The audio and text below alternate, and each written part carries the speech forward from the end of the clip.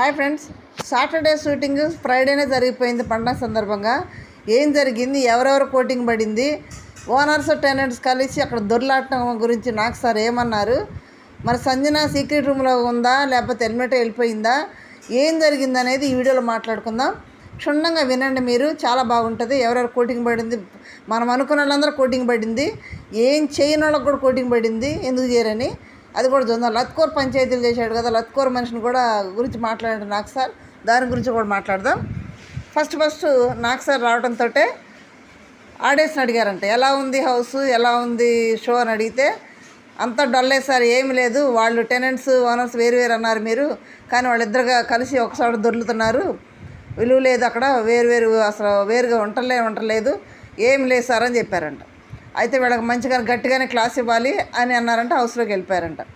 హౌస్లోకి వెళ్ళగానే హౌస్లో పలకరించేసి ఈలోపు ముసుకేసి ఒక మనిషి సంజనాన్ని తీసుకొచ్చారంట సీక్రెట్ రూమ్ నుంచి. తీసుకురాగానే ఆ సంజనాన్ని పిలిచి హౌస్లో వాళ్ళకి చూపించి సంజన చేత బిగ్ బామ్ వేయించి తర్వాత హౌస్లతో మాట్లాడించి సంజనాకి వెళ్ళమ్మా అన్నారంట. వెళ్తూ కొంచెం దూరం వెళ్ళగానే లేదు రా అని వెనక్కి పిలిచారంట. పిలిచి రంగం ఇది అనేసి అడిగారంట. సంజనాకు కూడా కోటింగ్ పడింది, మామూలుగా కాదు. దొంగతనం అంటే ఒకసారి చేస్తే అదేదో వాళ్ళని ఆట పట్టించడానికి, రెండోసారి చేస్తే కూడా వాళ్ళు ఏదో జోగు పట్టించడం కావచ్చు. ప్రతిసారి చేస్తే అది దానికి విలువ ఉండదు. కాబట్టి నువ్వు ప్రతిసారి చేయటం, వాళ్ళు ఇరిటేషన్ చేయటం, ఇప్పుడు నిన్ను బయటికి పంపడానికి ఒక రీజన్ అదే చెప్పారు అందరూ కలిసి. ఇలా చేయటం వల్ల మాకు బాగా ఇరిటేషన్ ఉందని ప్రతి ఒక్కళ్ళు అదే చెప్పారు కదా రీజను. అది నువ్వు మార్చుకుంటే బెస్ట్. ఎక్కడ దొంగతనాలు అనేవి హౌస్లో జరగడానికి లేదు, జరిగితే ఊరుకోనని నాకు సార్ గట్టిగా వార్నింగ్ ఇచ్చారంట సంజనాకి.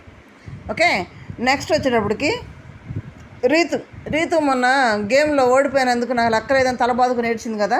రీతు, లెక్క లేదని నువ్వు ఏడవద్దు, లెక్క లేకపోతే నీకు బ్లాక్ సీట్ రాదు కదా, ఎలిమినేషన్ నుంచి సేవ్ అవ్వడానికి నీకు వచ్చింది కదా, లక్ ఉంటేనే కదా ఆ సీట్ వచ్చింది, మిగతా వాడికి రాలేదు కదా.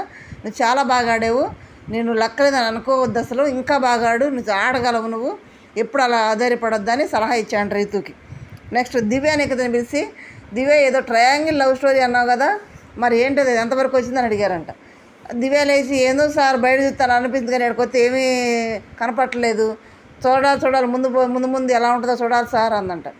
సరే కూర్చోండి. నెక్స్ట్ లత్కోర్ మాస్క్ మ్యాన్ గారు ఎలా ఉన్నారు అన్నాడంట. అంటే ఆయన లత్కోర్ పంచాయతీ అన్నాడు కదా డెమాన్ని, అందుకని అడిగితే లేదు సార్ అని అంటే, లేదు కాదు లత్కోర్ అని ఎందుకు అన్నావు నువ్వు అనొచ్చా, రీజన్ ఉంటే వేరే విధంగా చెప్పాలి కానీ ఇలా లత్కోర్ పంచాయతీ పెట్టొచ్చా అన్నారంట. ఆడియన్స్ని అడిగారంట, లత్కోర్ అనేది బ్యాడ్ వర్డా కాదని అడిగారంట. అది తప్పేం కాదు సార్ అన్నారంట. అయినా కానీ వాడటం తప్పు కాబట్టి అక్కడ హౌస్లో వాళ్ళు తిరిగి మళ్ళీ అంటే నువ్వు ఎక్కడ ఇబ్బంది పడతావు కదా, అలా అనకూడదు కదా అని నువ్వు అంటే సారీ చెప్పాడంట. మాస్క్ మనకి ఇది అలవాటు అయిపోయింది, ప్రతి వారం సారీలు చెప్పుకుంటూ ఉంటాడు, కూర్చుంటూ ఉంటాడు, ఏదో ఒకటి జారుతూనే ఉంటారు నోరు.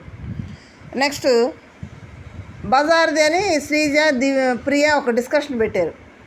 ఆ డిస్కషన్లో భాగంగా బజార్ది అన్నదంట శ్రీజ. దానికి సంబంధించి నాకు సార్ ఏం చేశాడంటే, ప్రియ పనిష్మెంట్ శ్రీజకి ఇవ్వాలి, ఏమి ఇవ్వాలంటే, నాకు బిగ్ బామ్ ముందుగా సార్ బాత్రూంలో కడిగేది అది ఇవ్వమంటే, లేదు నీకు బిగ్ బామ్ నీదే, శ్రీజకి కూడా ఇస్తాను, అది ఇప్పుడు కాదు రేపు ఇస్తాను అన్నాడంట. అంటే నెక్స్ట్ షూటింగ్లో ఇస్తా అన్నాడు, మనకు ఆదివారం ఇస్తాను అన్నట్టు లెక్క. నెక్స్ట్ తనుజ రాము గొడవ ఉంది కదా కాఫీ పౌడర్ దగ్గర, ఆ గొడవని వీడియో వేసి చూపించి మరీ తిట్టారంట. ఆ కాఫీ పౌడర్ పోవటం, అది ఎవరు తీసింది, దానివల్ల తనుజ వచ్చి రాముని అంటాం, ఇవన్నీ కూడా వీడియో చూపించారంట.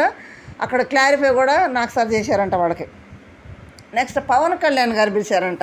పిలిచి, పవన్ కళ్యాణ్ నువ్వేం చేస్తున్నావు, నీ ఆట ఎక్కడ, ఎందుకు వచ్చావు హౌస్కి, చేతులు కట్టుకుని అటు ఇటు తిరగడమేనా నీ పని, అక్కడ కూర్చోడమేనా నీ పని, నీ ఆట ఎక్కడ, నువ్వు ఆడతావు లేదా, ఇట్లా ఉంటే కుదరదు, హౌస్లో నువ్వు ఆడాలి, నువ్వేంటో చూపించాలి, నీ సత్తా ఏంటో చూపించాలి, లేదంటే కుదరదని చెప్పేసాడట నాకు సార్. నెక్స్ట్ డెమాన్ పిలిచి, డెమాన్ నీ కెప్టెన్సీలో హౌస్ బాగుందా అని అడిగాడంట. బాగుంది సార్ అంటే, ఎక్కడ టెనెంట్స్ ఎక్కడ ఉండాలి, బయట ఉండాలి, ఓనర్స్ ఎక్కడ ఉండాలి, ఇక్కడ ఉండాలి, అలా ఉన్నారా, మరి వాళ్ళ మధ్యలో కూర్చుంటున్నావు కదా, మరి వాళ్ళు వేరుగా ఉండాల్సిన సంగతి నీకు తెలుసు కదా, ఎందుకు నీ కెప్టెన్సీలో వీళ్ళందరూ కలిపి కూర్చోబెడుతున్నావు, ఎవరికాళ్ళు వేరు ఎందుకు చెప్పలేకపోతున్నావు, ఎందుకు ఉంచలేదు వాళ్ళని అని అంటే, అది కాదు సార్ నా నీళ్ళు అవుతున్నాడు, అది ఇది కాదు, నువ్వు చేయాలా వద్దని వేరుగా పెట్టాలా వద్దని డెమాన్ కూడా కోటింగ్ పడిందంట బాగా. నెక్స్ట్ సుమన్ శెట్టి గారి వైఫ్ బర్త్డే అంట రేపు, అందుకని స్టేజ్ మీద వాళ్ళ వైఫ్కి విషయం చెప్పారంట. హ్యాపీగా బాగానే ఉంది. ఇప్పటి వరకు అయితే ఎవరిని సేవ్ చేయలేదు. సంజన అయితే మళ్ళీ హౌస్లో పంపించేశారు. మళ్ళీ ఇప్పుడు వాళ్ళు అది రీజన్ చెప్పారు కదా బయటికి పంపడానికి, మరి వాళ్ళ మీద ఎట్లా గరంగా ఉంటుందో చూడాలి. నెక్స్ట్ రేపు సండే వచ్చి మీకంటే సాటర్డే షూటింగ్లో కదా, మనకైతే సండే అవుతుంది.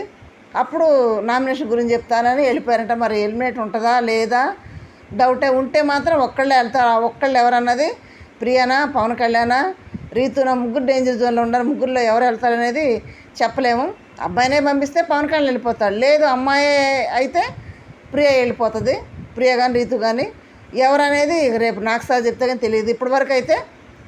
ఇప్పుడు జరిగిన షూటింగ్ వరకు అయితే ఈ అప్డేట్స్ వచ్చినాయి మనకి. ఇవి మొత్తం విన్నారు కదా. మరి పడాల్సిన వాళ్ళందరూ కోటింగ్ పడిందా లేదా కామెంట్ చేయండి, లైక్ చేయండి, షేర్ చేయండి, సబ్స్క్రైబ్ చేయండి. Thank you.